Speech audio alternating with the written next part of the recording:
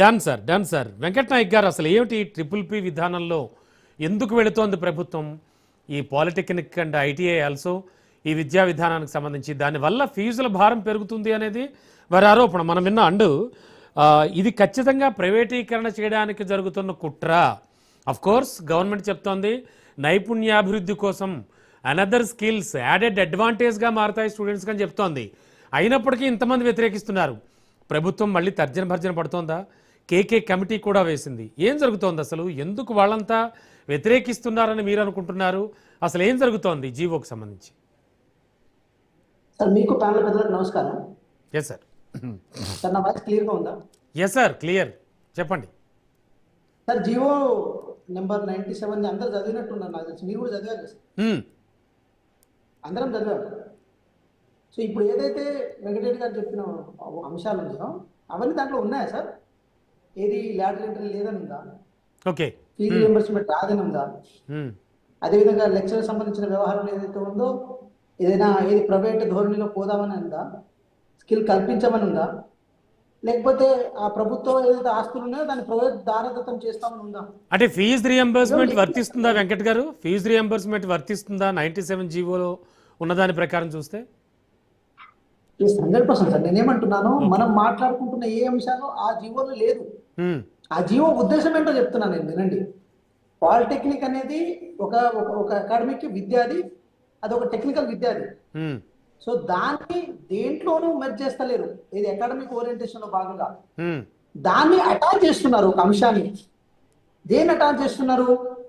ఏదైతే శక్తి ఉందో ఆ శక్తి ప్రోగ్రామ్ అంత ముందు ఇది లేబర్ డిపార్ట్మెంట్ సంబంధించిన వ్యవహారంగా ఉండే, తర్వాత దాన్ని కొంచెం అప్గ్రేడ్ చేసి యంగ్ ఇండియా స్కిల్ ఇండస్ట్రీ దాన్ని యూనివర్సిటీ దాన్ని అటాచ్ చేసి తద్వారా స్కిల్స్ ని ఎస్టాబ్లిష్ కనుక చేస్తే sir, private triple pre process అంటే కాలేజీలు నడవడం, దాంట్లో అధ్యాపకులు నడవడం, అది కాదు సార్. ట్రిపుల్ ప్రీ ప్రాసెస్ ప్రధానమైన ఉద్దేశం ఏదైతే ప్లేస్మెంట్స్ ఉంటాయి, ప్రతి ఇయర్ ఎండ్ లో ప్లేస్మెంట్ ఉంటాయి.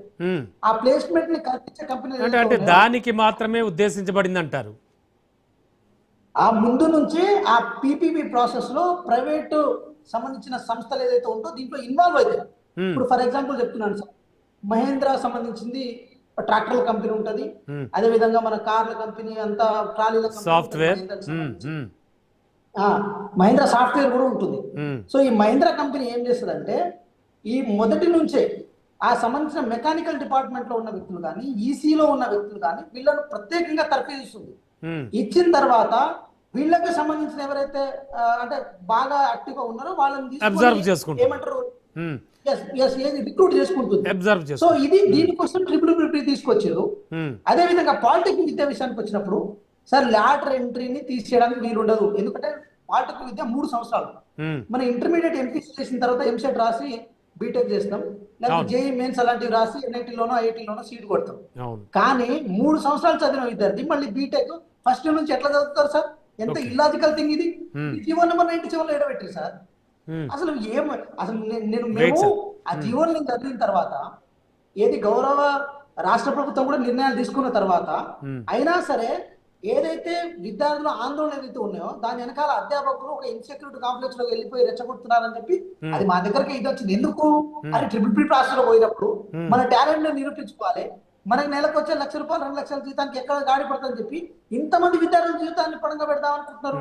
సో అదే విషయంలో మాత్రమే కేశవరావు గారి కమిటీని ఏర్పాటు చేయడం జరిగింది. కానీ ఇంతమంది వెంకట్ గారు, ఇంతమంది విద్యార్థులు రోడ్డు ఎక్కారు, ఆందోళనలు చేస్తున్నారు. ప్రభుత్వం పునరాలోచనలో పడిందా? ఏం ఆలోచిస్తోంది కేకే కమిటీ? ఎందుకు సార్ ఇప్పుడు ఏ విద్యార్థులైనా రోడ్ల మీదకి వచ్చేలాగా ప్రభుత్వం జీవో అంత అస్తవ్యస్తంగా ఇస్తుందా సార్? ఒకసారి మీరు చెప్పండి, అంత అస్తవ్యస్తంగా ఇస్తుందా? దాన్ని మిస్గైడ్ చేసిరు సార్, దాన్ని మిస్ మ్యాచ్ చేసిరు. అధ్యాపకులు కొంతమందికి ఏదైతే ప్రభుత్వ కళాశాలలో చేస్తున్న వాళ్ళు ఉన్నారో వాళ్ళు దాంట్లో జీతాల వ్యవహారంలో మిగతా వ్యవహారంలో ఇది మాకు ఎక్కడ కొర్రి పడుతుంది అంటే దానిపై సరైన అవగాహన లేదు ఈ వామపక్షాలకు కానీ విద్యార్థులకు కానీ అంటారు మీరు. సార్ నేనేమంటున్నాను, వామపక్షాలకు విద్యార్థుల కంటే బీజేపీ నాయకులకు నేను చెప్తున్నా, బీఆర్ఎస్ నాయకులు వాళ్ళ ఒకటి సార్ రామచంద్రరావు గారు అంతమంది నీటి విద్యార్థులు రోడ్ల మీదకి వచ్చి కొట్లాడి ఇబ్బంది పడుతుంటే 22 మంది విద్యార్థులు చచ్చిపోతే 22 లక్షల మంది విద్యార్థులు వాళ్ళ జీవితం ఆగమైతే ఏ రోజైనా రోడ్డు మీదకి వచ్చిరా సార్ రామచంద్రరావు గారు? ఓకే అదేవిధంగా బీజేపీ నాయకులు ఏ రోజైనా రోడ్డు మీదకి వచ్చిరా? ఓకే వెంకట్ గారు మాట్లాడదాం ఒక్కసారి విశ్లేషణ కూడా వినాలి ఫస్ట్ మనం చదవకుండా ఫస్ట్ ఫేజ్ విశ్లేషణ విందాం 1 సెకండ్ మేము ఉన్నామని చెప్పి నిరూపించుకోవడం కోసం ఎట్లా పడితే అట్లా మాట్లాడతారు. Sure wait for 1 second sir Rammohan Rao sir ఏమిటి గందరగోళం ఏం